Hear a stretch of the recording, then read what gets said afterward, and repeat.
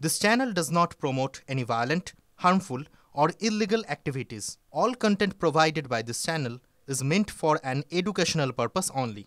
এদিকে মুর্শিদাবাদের তৃণমূলে ফের গোষ্ঠীদ্বন্দ্ব এবং সেই গোষ্ঠীদ্বন্দ্বের বলি 21শে জুলাই প্রতীক পাল নামে এক তৃণমূল কর্মীর ওপর হামলা হয় এবং তার মৃত্যু হয়েছে বলে খবর পাওয়া যাচ্ছে। তবে এই ঘটনায় যে নয়া টুইস্ট অর্থাৎ নয়া মোড় পাওয়া যাচ্ছে তা হচ্ছে যাদের যাদের বিরুদ্ধে এখন অবধি অভিযোগ তারা সকলেই তৃণমূল কর্মী বলে পরিচিত। কথা বলবো আমাদের প্রতিনিধি কৌশিক আমাদের সঙ্গে রয়েছে। কৌশিক, এরা কারা, তাদেরকে কি আইডেন্টিফাই করা গেছে? আর গোষ্ঠীদ্বন্দ্বের বিষয়টা আরো একবার প্রকাশ্যে মুর্শিদাবাদে, তাই তো?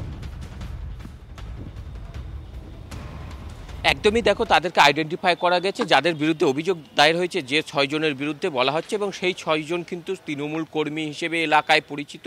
তারা মাস কয়েক আগে তৃণমূলে যোগদান করেছিল ব্লক সভাপতির হাত ধরে, এবং সেই কারণে ব্লক সভাপতি কোথাও যেন দুষ্কৃতীদের দিকে আঙুল তুলছেন যে তাদের দলীয় কোন দল সেটা যেন কোথাও প্রকাশ্যে আসছে না। এবং অন্য আর একটা দিকে যে বিষয়, 3 থেকে 4 দিন হয়ে গেল এখনও অধরা রয়েছে সেই দুষ্কৃতীরা, অর্থাৎ যাদের নামে অভিযোগ রয়েছে তারা এখনও অধরা রয়েছে। এই নিয়ে কিন্তু শুরু হয়েছে রাজনৈতিক চাপানোতর। যে 21শে জুলাই অর্থাৎ সেই দিনই কিন্তু তাকে আচমকাভাবে হামলা চালায় এবং ব্যাপক মারধর করা হয়। অসুস্থ, গুরুতর জখম হয়ে মুর্শিদাবাদ মেডিকেল কলেজ হাসপাতালে চিকিৎসাধীন অবস্থায় গতকাল মৃত্যু হয়, এবং যে 6 জনের বিরুদ্ধে অভিযোগ দায়ের করা হয়েছে সেটাও দিন 3-4 হয়ে গেল, কিন্তু এখনো অধরা রয়েছে। কারণ হচ্ছে গিয়ে বিরোধীরা যেটা বলছে শাসক দল জড়িত কারণেই কিন্তু এই রকম অধরা ঘটনা ঘটছে। এবং তারা একটা শুরু হয়েছে এই ঘটনার পর থেকে। অবশ্যই নজর রাখো কৌশিক, আপাতত ধন্যবাদ।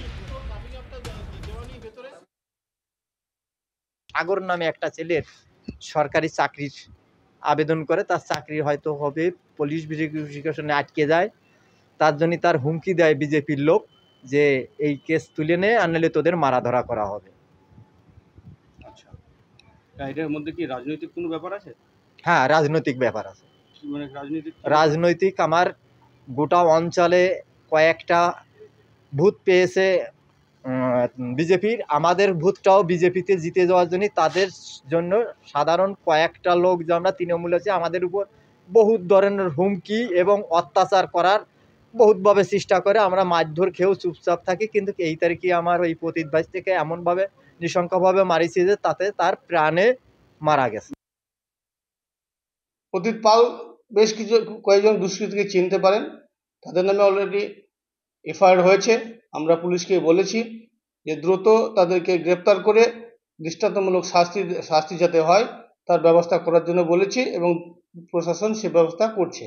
এখনো কেউ গ্রেপ্তার হয়নি, আসামিরা সকলেই পলাতক, পুলিশ তদন্ত চালাচ্ছে।